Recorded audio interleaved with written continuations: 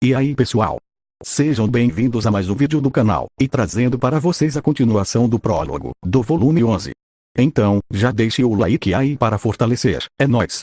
Dito isso, vamos para o vídeo. A história continua, na perspectiva de Gondo. Apesar de seus músculos desenvolvidos, as incontáveis repetições mecânicas de seu trabalho significavam que seus corpos ansiavam descansar, no momento em que seus trabalhos cessassem. Eles tiraram suas roupas de trabalho, e se dirigiram para a casa de banho, só para mineiros. Esta casa de banhos fugia da tremenda quantidade de calor emitida pelos gigantescos cadinhos das fundições nacionais. Embora a água não estivesse muito quente, era a temperatura perfeita para dissipar a fadiga acumulada pelos corpos cansados. Gondo encheu uma concha com água quente e acastanhada de uma bacia, e despejou-a sem frescuras. Parece que havia algum tipo de teor férrico na água, e, de fato, alguém poderia sentir o gosto se bebesse.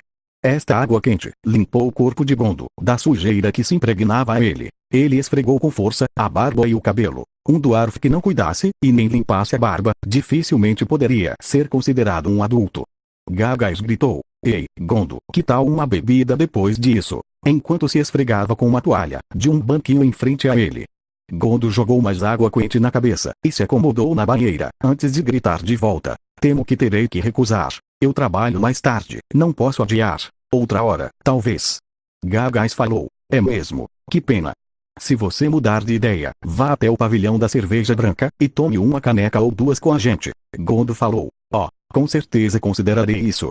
Gagais, em seguida, se moveu para conversar com seus outros amigos. E antes que alguém pudesse convidá-lo para sair, Gondo se levantou da banheira, com um "eu vou sair agora", e se afastou. Depois de secar-se e vestir as roupas limpas do dia a dia, Gondo foi até o balcão, com o sinistro gerente do Arv. Ele tirou o colar que estava usando, e entregou.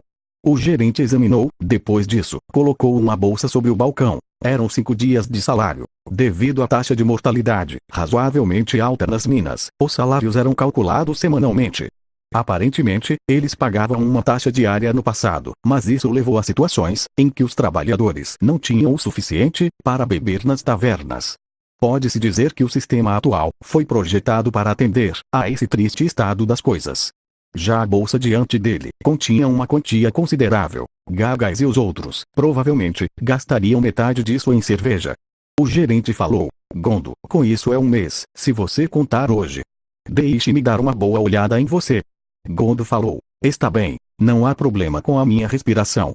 O gerente falou: "Isso cabe a mim decidir, não você." Ele pegou uma lanterna do balcão, e apontou para Gondo. Gondo não ficou feliz com a iluminação brilhante, mas continuou olhando para frente. A inalação de partículas de pó, por longos períodos, degradava a capacidade funcional dos pulmões.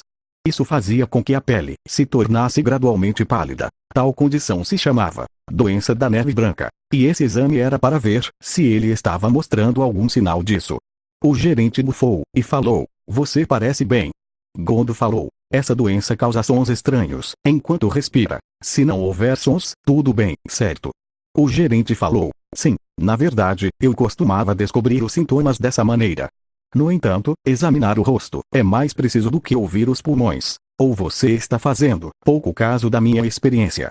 Gondo falou: "Você está vendo fogo onde não tem. A experiência é vital." O gerente falou: "Então, pare de fazer suas pequenas reclamações. Isso não ajuda ninguém.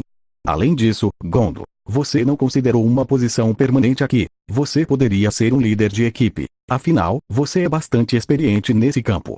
Gondo falou: "Permita-me negar, pois não posso. Vou precisar sair depois disso, e já acumulei os fundos para minhas viagens."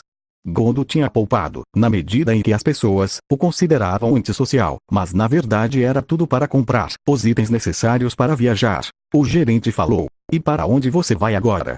Gondo falou: "Eu pretendo mergulhar na cidade abandonada, Fjordai, no sul, e ir cavar lá." Os olhos do gerente sinistro se arregalaram ao ouvir isso.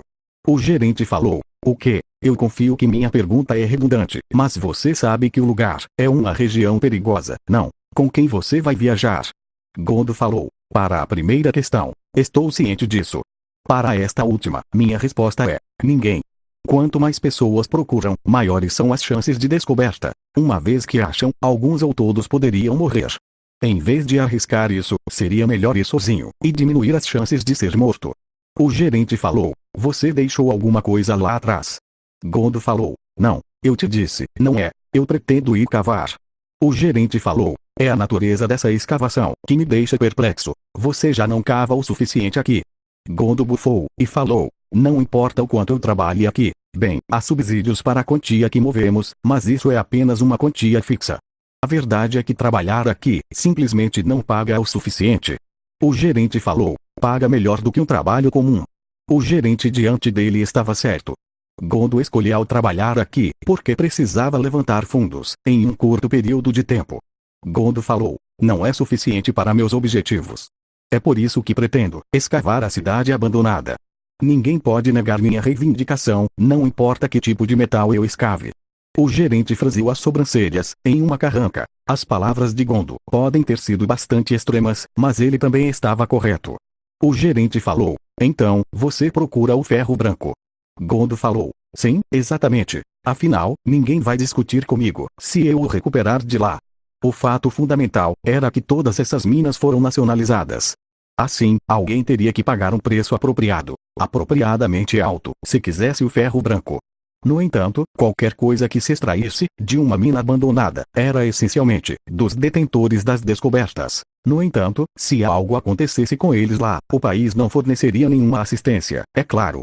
O gerente falou, você venderia para mim, eu vou pagar bem, é claro.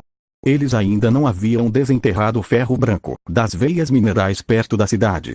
Assim, uma vez que os minérios acabassem, o preço do metal subiria, assintoticamente. No entanto, Gondo sabia que o dwarf diante dele não estava fazendo essa proposta por interesse próprio. Ele estava fazendo isso, simplesmente, pela bondade de seu coração. Provavelmente, pretendia negociar com Gondo com um preço mais alto do que o intermediário cobrava. No entanto, Gondo não estava procurando o ferro branco para vendê-lo. Em outras palavras, ele não estava procurando lucro. Gondo falou, como direi isto? Eu já decidi para que eu usarei. Tudo será para minha pesquisa. Uma sombra caiu sobre o rosto do dwarf de aparência sinistra. O gerente falou, você ainda está dizendo esse tipo de coisa. Bem, eu não posso dizer que não entendo como você se sente, mas você não deveria encarar a realidade e se estabelecer aqui como um líder de equipe. O que seu pai pensaria? Naquele momento, a raiva explodiu no coração de Gondo.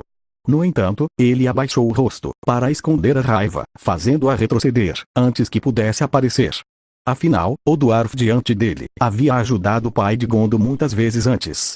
Foi por isso que ele estava tão preocupado com Gondo, filho de seu amigo, mergulhando em uma pesquisa que não poderia dar frutos. Mesmo o outro homem dizendo aquilo, por boa vontade, Gondo não conseguiu aceitar essas palavras. Gondo falou, eu encaro a realidade todos os dias. Meu pai não andou em um caminho falso. Eu vou reviver as artes que foram perdidas. No final, ele não pôde conter sua ira completamente. Enquanto desabafava o rancor com aquelas palavras, Gondo se virou e se afastou sem olhar para trás. Ele se sentia culpado por fazer as pessoas se preocuparem com ele, mas foi anulado pela paixão que sentia pelo que tinha que fazer, não importando o custo. Sim, era para isso que ele vivia, como um alguém que não poderia ser comparado ao seu excepcional pai. Gondo mordeu o lábio e olhou para frente. Fim. Obrigado por sua visualização e nos vemos no próximo vídeo.